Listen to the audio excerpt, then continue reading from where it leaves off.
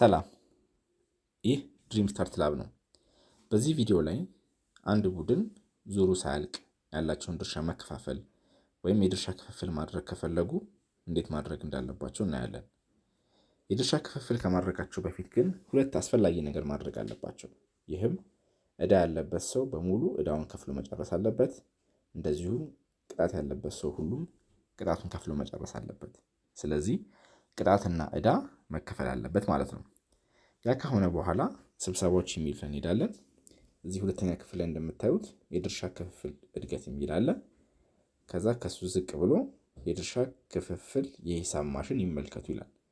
ከዛ እሱን እንነካዋለን። እዚህ ላይ ስንመጣ ሁለት ነገር ከላይ እናያለን።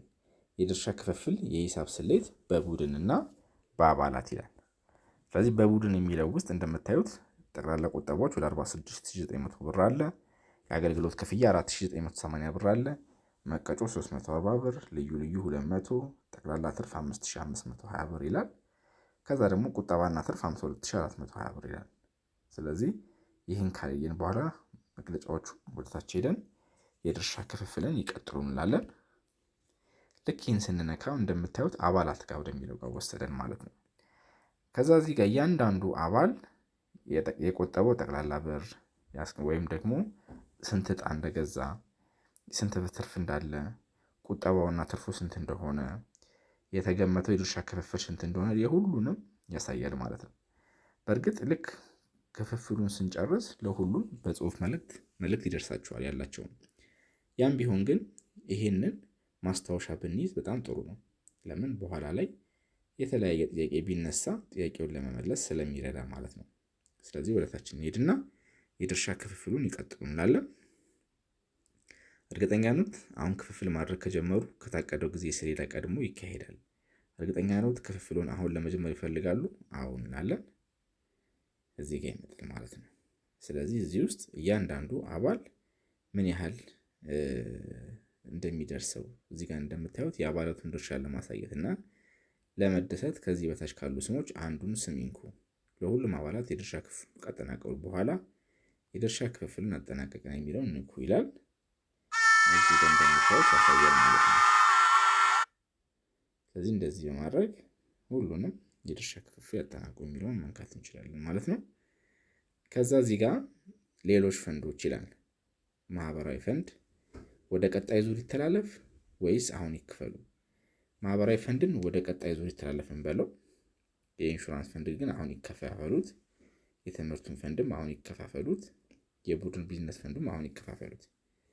ከዛ የድርሻ ክፍፍልን ያጠናቁ እንላለን። ከዛ እዚህ ጋር በጣም አስፈላጊ ነገር ነው፣ ምትኬ ማስቀመጥ ወይም ባካፕ ማስቀመጥ ማለት ነው። አሁን እንላለን።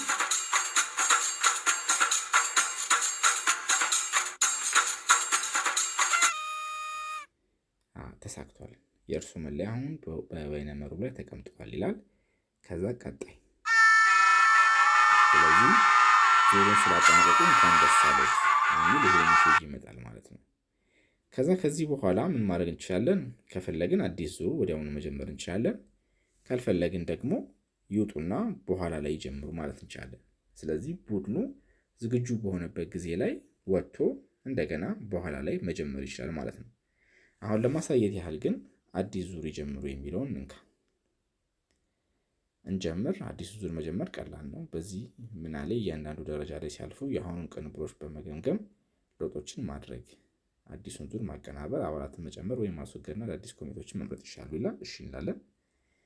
ከዛ እዚህ ጋር እንደምታዩት ለሚቀጥለው ዙር እንዘጋጅ ይላል።